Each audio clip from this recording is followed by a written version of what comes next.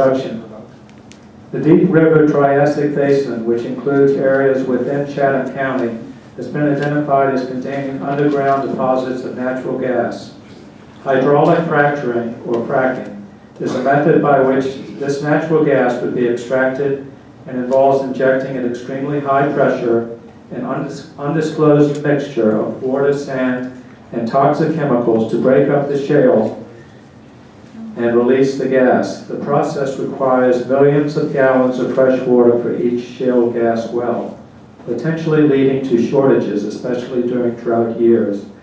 There are also environmental concerns due to the possibility of surface spills impacting the Jordan Lake watershed. The General Assembly and the North Carolina Department of the Environment and Natural Resources are developing legislation that will contain rules and regulations for natural gas exploration in North Carolina, but could lead to counties the responsibility for zoning and use regulation requirements. 2-minute question. What are your views on fracking? I believe it's Mr. Cross's turn. My views on fracking is that we don't even need to be discussing fracking. And I'll give you some of the research that I've found out. When you go along the maps of where the shale gas is located, it follows the same line as underground aquifers for a water system that runs from Pennsylvania down to Florida. There are huge reservoirs of underground rivers that are not any deeper than this gas is. We also, in the Cumnock area, which is the only or most likely place they would even try to drill for gas, there were as many as 5 coal mines in the 1800s and right up through World War II. If you type in Deep River coal fields, it'll give you a 4 or 5 page really interesting piece to read. They had so much of some chemicals in the coal, they were subject to combustion, spontaneous explosions, and at least 3 large ones occurred, killing 150 some people. What I found, there was only 4 graves for those people, so I'm assuming their graveyard is where they were killed. It speaks of the mines being flooded from the Deep River. Well, if we pump pumping the water back into the ground, and it goes in these mines, and we know the mines can be flooded by a deep river, then there's nothing that says that water can't come out of the mines and go in the Deep River, and we could possibly contaminate the Cape Fear River to Wilmington. I sit on the board of directors for the Cape River Assembly. There's a lot of concern about that. There also, the research says there's not enough gas there to make it profitable for a big company to come. So if people do come, it'll be startup companies who likely will not be able to afford the safe processes that it requires to do this safely. I've seen a lot of presentations and read a lot on this, and I just think it's too big of a chance for us to be involved with. It's not a matter of property rights. It's a matter of everybody has property rights. I have enough property rights that I don't want you messing my property up as you do, not wanting me to take away your right to drill. Okay. So it's a community effort. Thank you, Mr. Schwartz. The prevailing thought from our folks that are opponents here is no, and I'm not even thinking about anything else but no.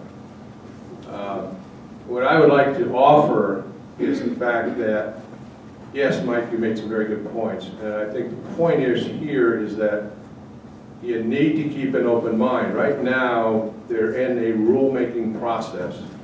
I have this experience, I've been through it on hazardous waste management. I understand what's going on here. The key is that the state will come up with regulations, or actually the Mining and Energy Commission will come up with regulations. It will go back to the General Assembly, and the General Assembly will then have to approve the regulations. The point will be is that we still have time to be at the table to make some strong recommendations. In fact, suggest that it does not go forward.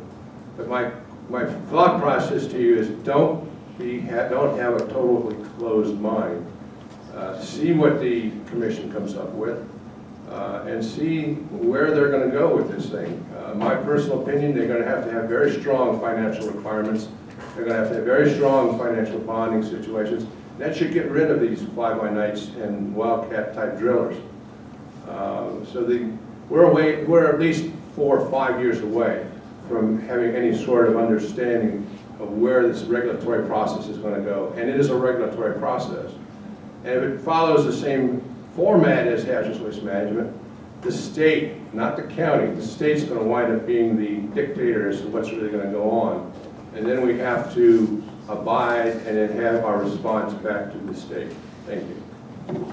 May I rebut that? After everyone has spoken. So, if fracking can be done safely, as we've been told that it's going to be done in North Carolina, why in the heck isn't anybody else doing it safely? The answer is because it can't be done safely. My opponent feels, though, that the commission is going to come up with the rules. But let me remind everyone who made up that commission, it was very, very heavily weighted to the industry.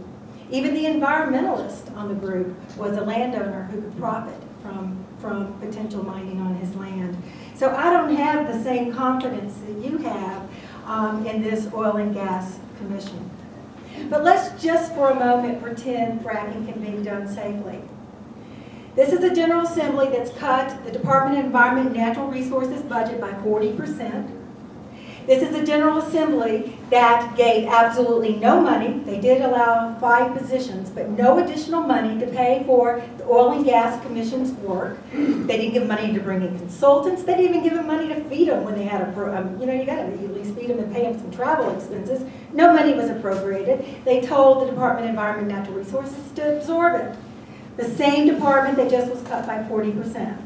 So this General Assembly, with this track record, do we really think they're going to appropriate the money for regulators who are going to actually monitor this industry? The answer is no.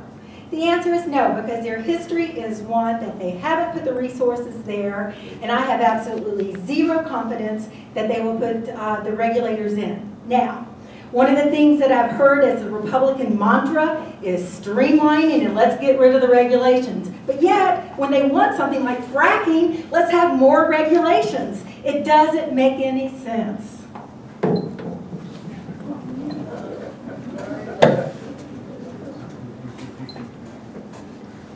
Regulations are not by themselves anathema. Sometimes you need them, and this is a case where even Republicans agree that we do. Conservatives do not prize the environment any less than progressives do.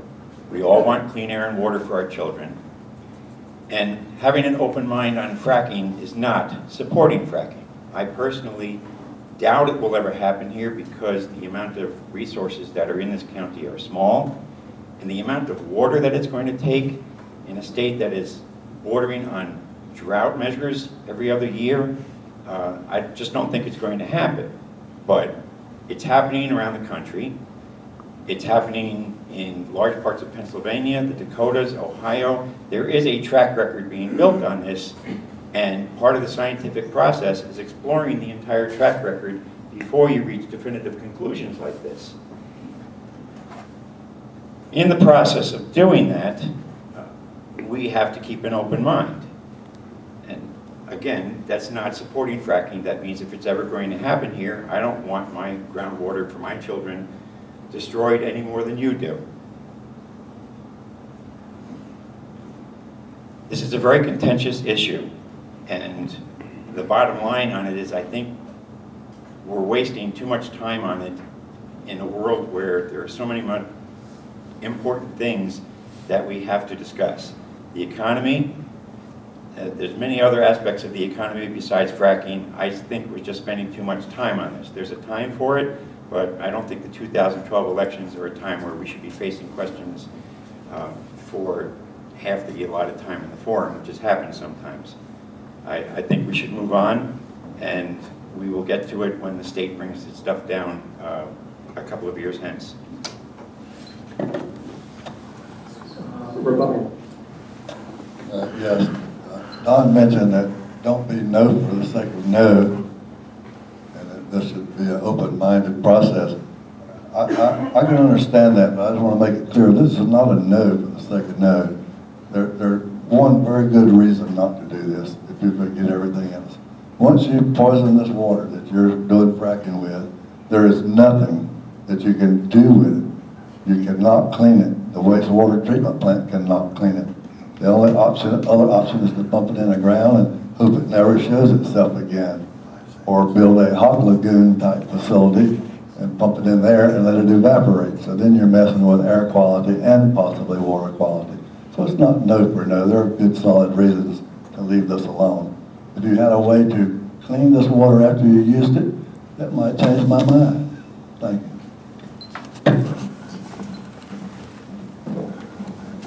Mike, by the way, there is a process that will clean this water, and I've been advised of it, and it could be used and tested, and it shows that in fact it will clean it almost to the point of drinking water.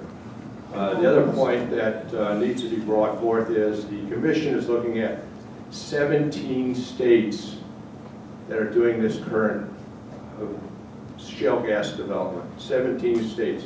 They're not looking at just 3, as somebody had mentioned, all 17 states. Plus the fact that they are looking at everything that's going on from a technical standpoint. So I think that's why I say no is not necessarily no. There's a lot that's got to be happening and a lot that will happen that we shouldn't just shut it off at this moment.